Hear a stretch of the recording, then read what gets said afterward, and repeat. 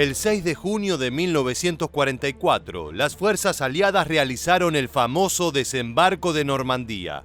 La operación, conocida con el nombre clave de Neptuno, fue un enorme ataque anfibio sobre el norte de Francia, con el objetivo mayor de liberar las tierras francesas de las manos de la Alemania nazi. El día D marcó un antes y un después en la Segunda Guerra Mundial y es recordada hasta el día de hoy como uno de los hitos más fundamentales de todo el conflicto. Sin embargo, hay algo que no todos saben. El desembarco de Normandía tuvo una operación hermana, la Operación Dragoon. La misma consistía en un ataque sobre el sur de Francia realizado en simultáneo al día D. Sin embargo, esta fue demorada y finalmente tomó lugar 2 meses después que su operativo gemelo. A pesar de no ser tan ampliamente recordada como el desembarco del 6 de junio, la Operación Dragoon fue absolutamente fundamental para liberar Francia de las garras alemanas. Pero ¿cómo se desarrolló el segundo desembarco aliado en tierras galas? ¿Por qué no se lanzó en su fecha original? ¿Cuál fue su importancia para vencer a las fuerzas de Hitler en Francia? No te muevas de tu pantalla porque en los próximos minutos te contaremos todo sobre la Operación Dragoon, el segundo día D. ¿Estás listo? Pues entonces prepárate para viajar en el tiempo. La primera propuesta concreta de un desembarco anfibio en el sur de Francia fue realizada por el general George Marshall en mayo de 1943, pero fue rechazada por el presidente Roosevelt en ese momento. No obstante, cuando avanzaron los planes para la Operación Neptuno en 1944, se retomó esta idea, que pasó a ser conocida como Operación Envol. Charles de Gaulle insistía en otro desembarco donde las fuerzas francesas participaran en la recuperación de su país. Al mismo tiempo, la simultaneidad de los operativos permitiría abrir 2 frentes contra los alemanes. A pesar del entusiasmo francés, soviético y norteamericano, no todos estaban de acuerdo en lanzar este ataque en el sur de Francia.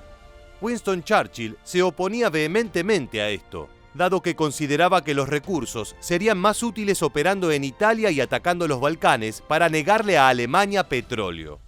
Al mismo tiempo, estos monitorearían más de cerca el avance del Ejército Rojo en el este del continente.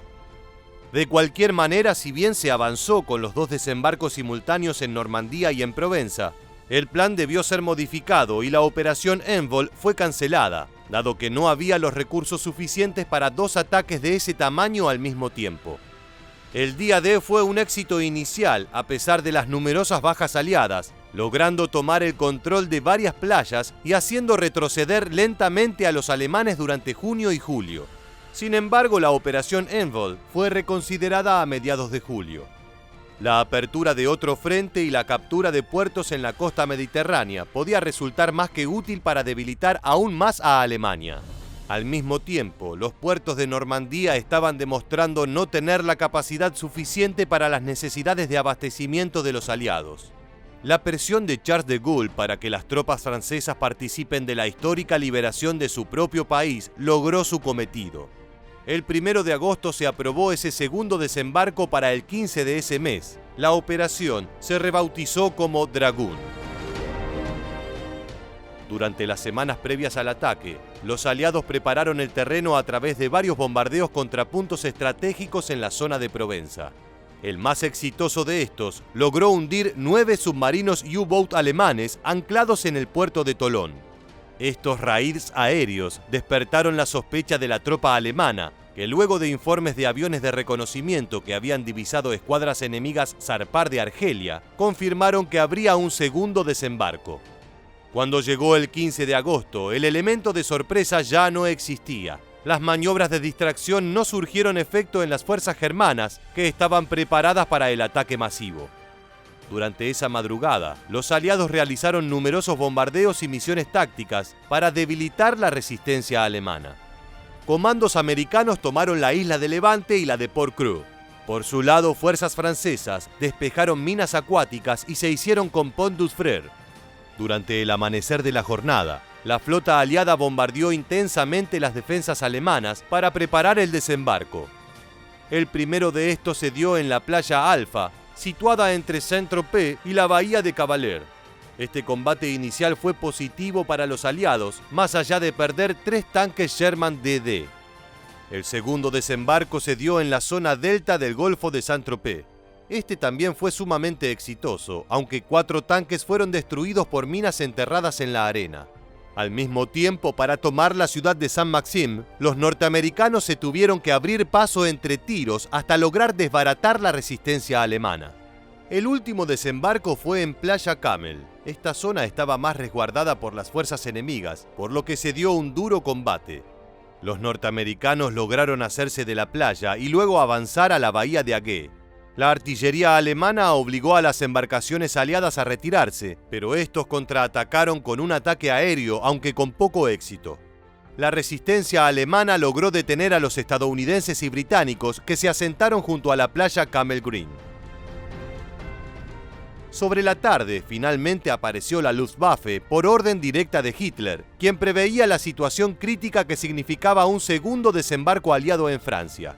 La Fuerza Aérea Alemana atacó intensamente, perdiendo varias naves, pero consiguiendo hundir la barcaza norteamericana LST-283 con 40 víctimas fatales.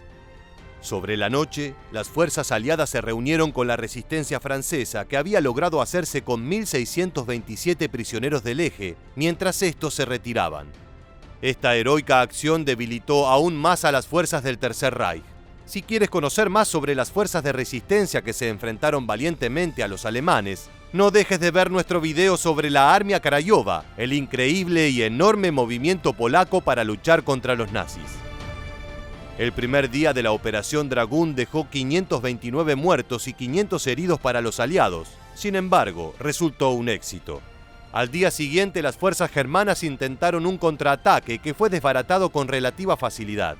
Al entender que Provenza estaba perdida, Hitler aceptó la retirada táctica de sus tropas hacia el centro de Francia. Sin embargo, varias divisiones de infantería se quedaron en las ciudades de Marsella y Tolón con la orden de resistir hasta la muerte.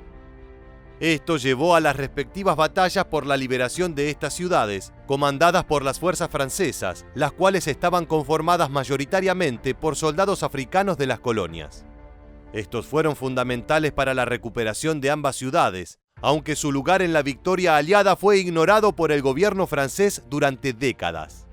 En las semanas siguientes, las fuerzas aliadas siguieron avanzando, logrando importantes victorias como la de la batalla de Montélimar, que dejó más de 10.000 bajas para las fuerzas del eje. Finalmente, el 10 de septiembre, las tropas del desembarco en Provenza de la Operación Dragoon se encontraron en el centro de Francia con las de Normandía. Pocos días después, las últimas divisiones alemanas abandonaron el país galo de una vez por todas. A pesar de las 18.000 bajas aliadas entre heridos y muertos, las fuerzas del eje se llevaron la peor parte con 132.000 bajas, la gran mayoría prisioneros. La Operación Dragoon fue fundamental para reconquistar el sur francés y forzar la retirada alemana. A partir de ese momento, Francia recobró su libertad y se sumó a la lucha contra el Tercer Reich. Llegamos al final del video y queremos preguntarte, ¿crees que la operación debería haberse lanzado al mismo tiempo que el día D para tomar por sorpresa a los alemanes a pesar de la falta de recursos? Déjanos tu respuesta en la bandeja de comentarios aquí debajo y no olvides suscribirte a nuestro canal. También recuerda seguirnos en Facebook y en Instagram para conocer muchos más sucesos militares que dejaron su huella en la historia. Muchas gracias por acompañarnos hasta el final y quédate atento a nuestro próximo video.